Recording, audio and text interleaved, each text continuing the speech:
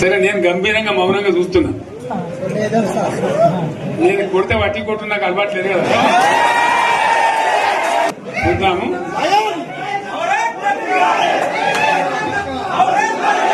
నా రోజులు కానీ అన్నట్టుగా నేను చూస్తా ఉన్నా. కానీ మనోళ్ళందరూ కూడా ప్రతిపాదిస్తుంది ఏంటంటే, ఒక సంవత్సరం జరిగిపోయింది, సంగమేశ్వర ఆన్నే పన్నది, బసవేశ్వర ఆన్నే పన్నది, పాలమూరు ఉత్పత్తుల పథకం ఆన్నే పన్నది, కాళేశ్వరం అట్లనే పెడుతున్నారు.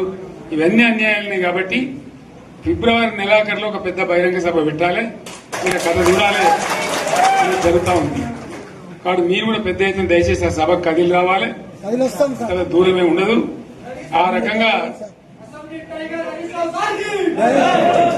తెలంగాణ శక్తి ఏందో మరొకసారి చూపించి వీళ్ళ మెడలు వంచి ఇప్పుడు సాధించాలి. భవిష్యత్ కోసం కూడా కొట్టాడకు మనం సిద్ధంగా ఉండాలని తెలియజేసుకుంటూ, పరమేశ్వర్ గారికి అంతటి లోకమంత్రం ఇది. కోటి రూపాయల భూమి ఇప్పుడు 50 లక్షలు కట్టుకోలేదు.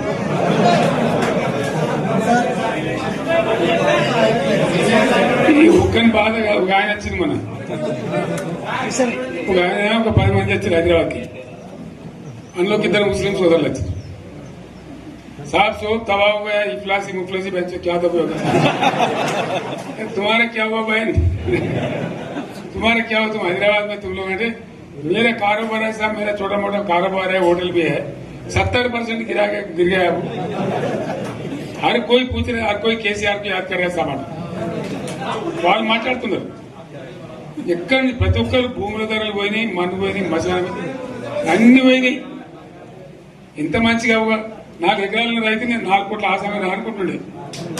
ఇంత ధీమా ఉంది, ఎంత బాగుంటే. హైదరాబాద్ నుంచి అడిగితే కూడా వచ్చి మనం ఇవ్వకపోదాం భూములు, డిమాండ్ పెరగానని. అంత బ్రహ్మాండంగా మారుమూల ప్రాంతంలో కూడా 40 లక్షలు 50 లక్షలు ఎకరానికి ఉండే. అటువంటిది సగానికి సగం పడిపోయి మొత్తం నాశనం చేసింది. వీళ్ళు ఇట్లే వదిలిపెడితే ఇంకింత నాశనం అవుతుంది.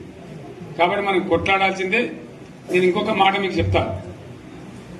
ఎలక్షన్లలో నేను మస్తుగా చూసిన 50 ఏళ్లలో పార్టీలకు వెళ్తే ఓడతాయి. ఇంత మాయలు ఏడాది లోపలనే కాంగ్రెస్ పార్టీ దొరికితే కొడతాం రానంత గొప్పగా.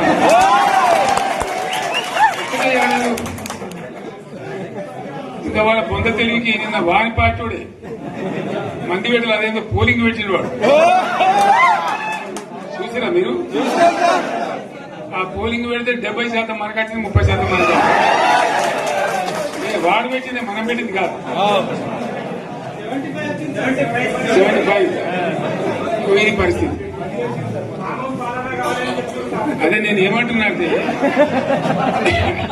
ఫామ్ హౌస్ అంటే ఏముంటది, వారి ఉంటది, మాకు ఉంటది, అలా ఉంటది. కాంగ్రెస్ వాళ్ళు ఎంత మనిషి చేస్తే పారబడి తవ్వచ్చు కూడా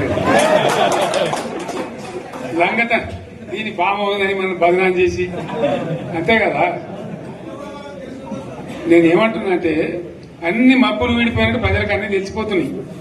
మంచి ఏంది, చెడ్డ ఏంది, ఏం జరిగింది అన్ని ఇంకా ఘోరమైందని చెప్తున్నా.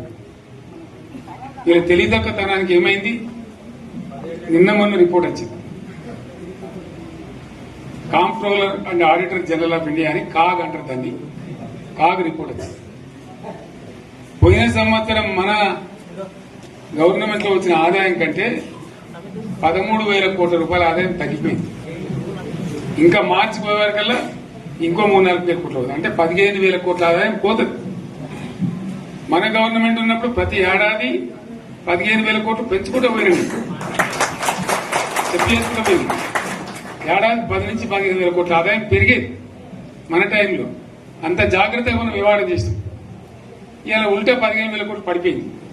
ఇంకా వాడేమిస్తాడుగా, ఇంకా ఇస్తారా?